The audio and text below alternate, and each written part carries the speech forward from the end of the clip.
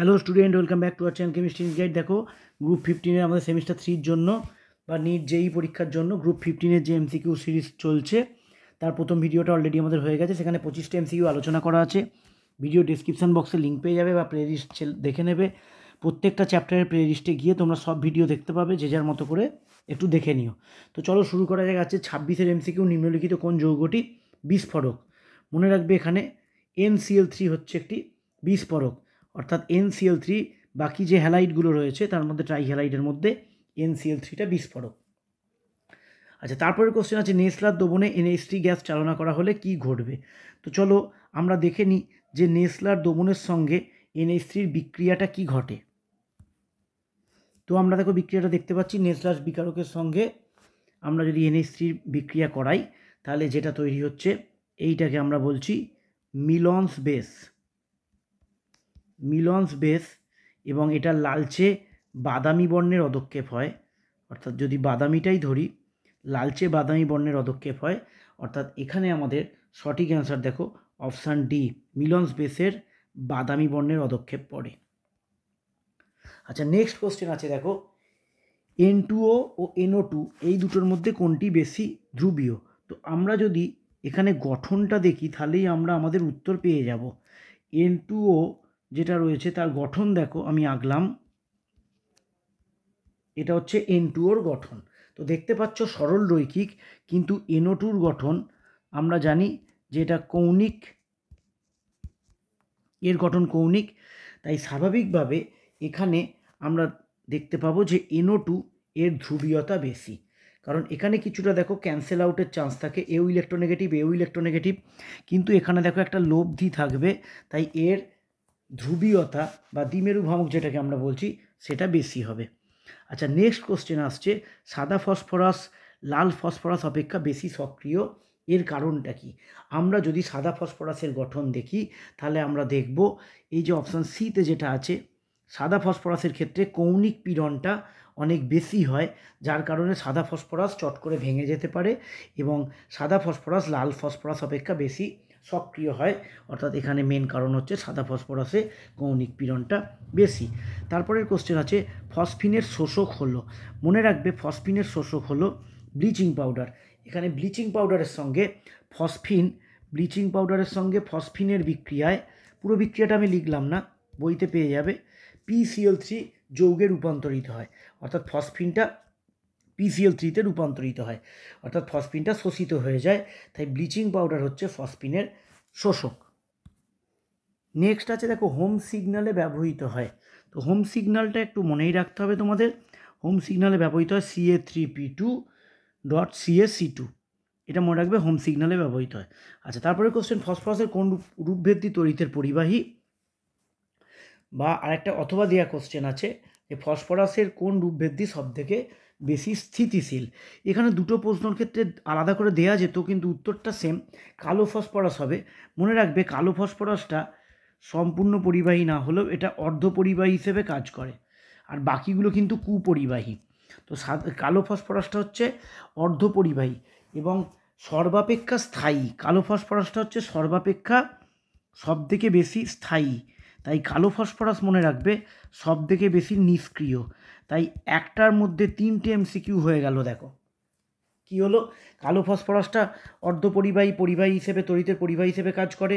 আচ্ছা, কালো ফসফরাসটা হচ্ছে সর্বাপেক্ষা স্থায়ী হওয়ার জন্য এটা নিষ্ক্রিয় হয়। যে স্থায়ী হয় সে আর অন্যদের সাথে সহজে বিক্রিয়া করে না। আচ্ছা, তারপরের কোশ্চেন রয়েছে কঠিন অবস্থায় PCl5 কী রূপে অবস্থান করে? দেখো আমি যদি তোমাদের বোঝানোর জন্য দুটো PCl5 পরস্পর লিখলাম, কঠিন অবস্থায় এই PCl5টা থেকে একটা Cl- এটাতে চলে যায়, তাহলে কি তৈরি হবে? এটা হয়ে যাবে PCl4+, আর এটা হয়ে যাবে PCl6-, অর্থাৎ এখানে রাইট অ্যান্সার হচ্ছে PCl4+, অপশান সি এরটা, PCl4+ আর PCl6-। তারপরের কোশ্চেন আছে ফসফরাসের ক্যাটিনেশন প্রবণতা নাইট্রোজেন অপেক্ষা বেশি কেন? এখানে মনে রাখবে এই যে নাইট্রোজেনের আকারটা ছোট, তাই এখানে লোন পেয়ারগুলো কি হবে? লোন পেয়ার এবং বন্ড পেয়ার এদের মধ্যে অধিক মাত্রায় একটা বিকর্ষণ হবে, কারণ নাইট্রোজেনের আকারটা ছোট। তাই এখানে অপশান এটা হচ্ছে রাইট অ্যান্সার, যে নাইট্রোজেন আকার ছোট হওয়ায় দুটি লোন পেয়ার, এই যে দুটি লোন পেয়ার NN এক বন্ধনের সঙ্গে অধিক মাত্রায় বিকর্ষিত হবে এবং এই বন্ডটা দুর্বল হয়ে যাবে, যার কারণে ক্যাটিনেশন ধর্ম দেখাতে পারবে না। আচ্ছা, 35-এর অপশানটা অলরেডি আমরা NO2-র গঠন দেখে নিয়েছি। NO2-তে এইখানে একটা অযুগ্ম ইলেকট্রন থাকে বা বিজোড় ইলেকট্রন থাকে, তাই কোশ্চেনটা বলেছে NO2 ডাইমার হিসেবে মানে গঠন করে কেন, ডাইমার গঠন করে কেন। তাহলে অপশান সি এর অ্যান্সারটা দেখো, NO2-তে N পরমাণুটিতে একটি বিজোড় ইলেকট্রন বর্তমান থাকে, তাই জন্য। আচ্ছা, নেক্সট কোশ্চেন, নেক্সট যে প্যাটার্নটা করেছি লক্ষ্য করে দেখবে। প্রথম প্যাটার্নে বেসিকের উপর কোশ্চেন ছিল, নেক্সট প্যাটার্নে আমরা চলে আসছি সেকশন 2, অর্থাৎ যেখানে বিক্রিয়া সংক্রান্ত কোশ্চেন আছে। বিক্রিয়া সংক্রান্ত MCQগুলো আমরা যদি দেখি, তাহলে আমি বিক্রিয়ার ওপর বেশ কিছু MCQ রেখেছি। তো চলো 36-এর MCQটা দেখে নিই। বলেছে CuSO4-এর সঙ্গে কার বিক্রিয়া বলেছে, NH4OH, অর্থাৎ CuSO4-এর সঙ্গে NH4OH-এর বিক্রিয়া যদি হয় তাহলে কি তৈরি হয় দেখো, CuNH3 4 SO4। এটা জটিল যৌগ, জটিল যৌগতে তুমি এর নাম অবশ্যই পড়বে, তার সাথে তৈরি হবে 4H2O। ঠিক আছে, তো এখানে মনে রাখবে এটা একটা নীল বর্ণের যৌগ এবং জটিল যৌগ, তাই এখানে অপশান রাইট অপশান কি হলো, গাঢ় নীল বর্ণের জটিল যৌগ উৎপন্ন হবে। তারপরে আছে NaOH-এর সঙ্গে, পরের বিক্রিয়াটাও খুব ইম্পর্টেন্ট, NaOH-এর সঙ্গে সাদা ফসফরাসের বিক্রিয়ায় PH3 এবং NaH2PO2 পাওয়া যায়। এটি কোন ধরনের বিক্রিয়া? দেখো বিক্রিয়াটা আমরা যদি লিখি, এখানে হচ্ছে P4 plus 3NaOH plus 3H2O বিক্রিয়া করে তৈরি করবে NaH2PO2, তার সাথে তৈরি করবে ফসফিন PH3। এবার নীল কালি দিয়ে দেখাচ্ছি, এখানে 0, এখানে হচ্ছে আমাদের +1 আর এটা হচ্ছে -3, অর্থাৎ দেখো এটা থেকে এখানে বিজারণ হচ্ছে, জারণ সংখ্যা কমছে, আর এটা থেকে এখানে দেখো জারণ হচ্ছে।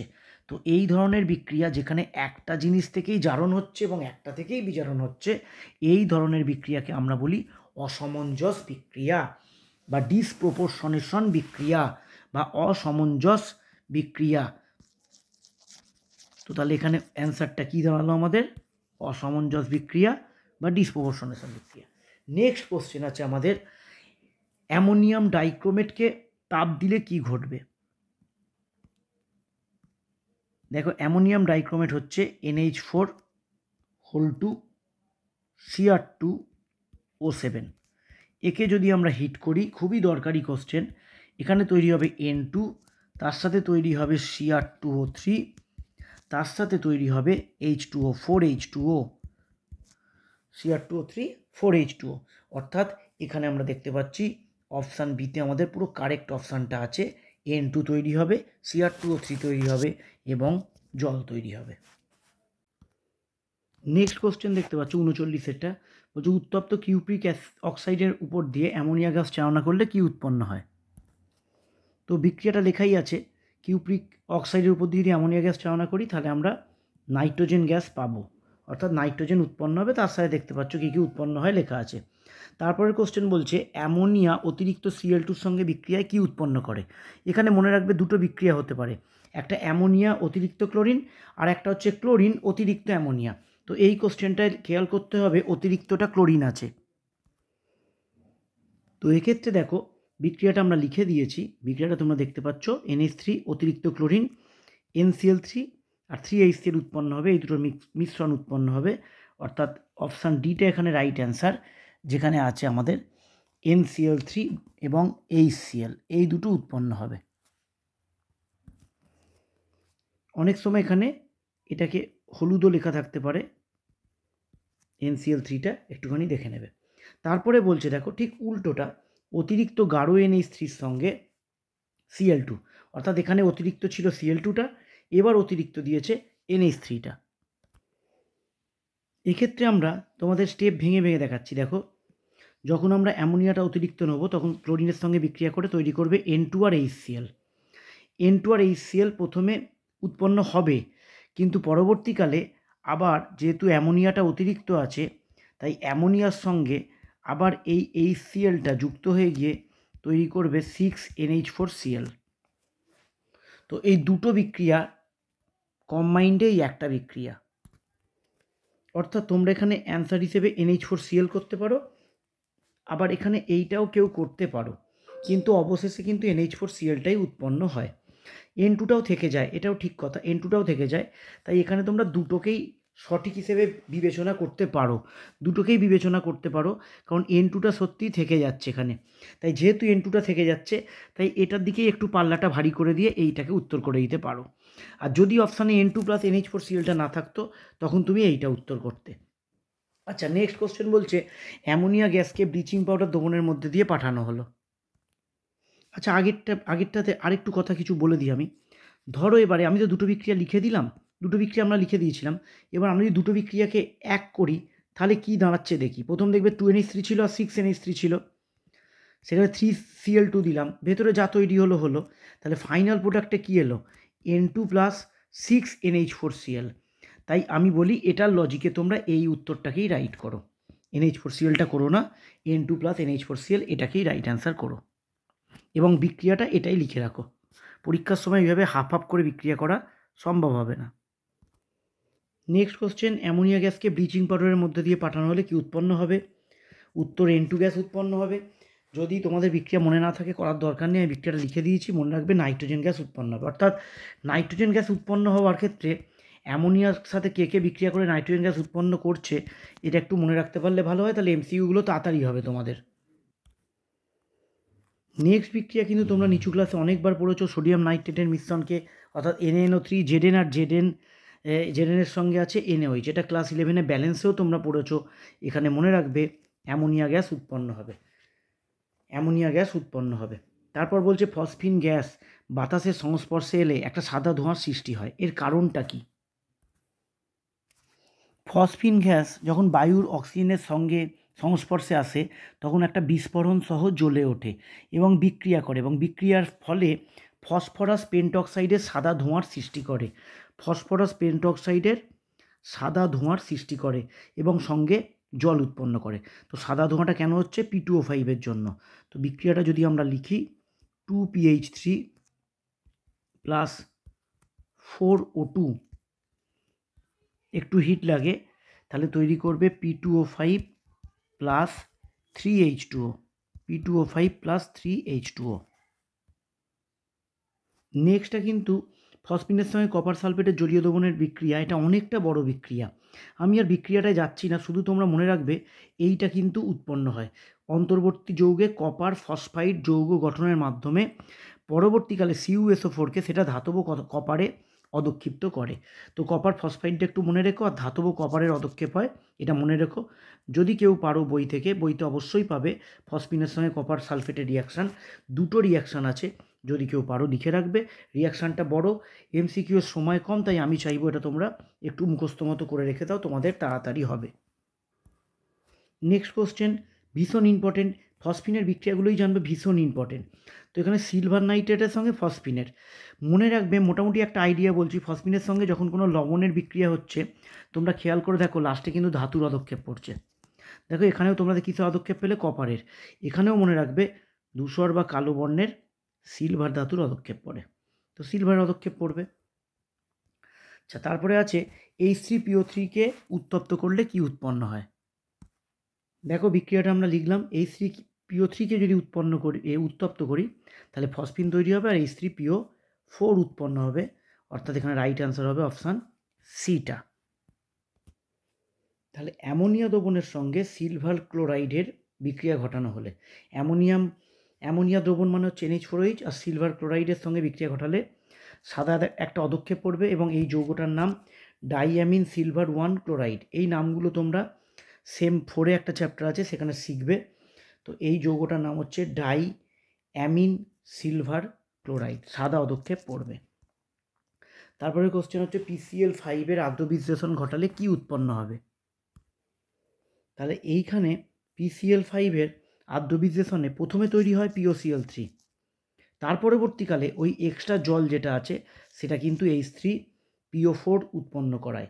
H3PO4 অর্থাৎ অপশান বিটা এখানে রাইট অ্যান্সার, H3PO4 উৎপন্ন হবে।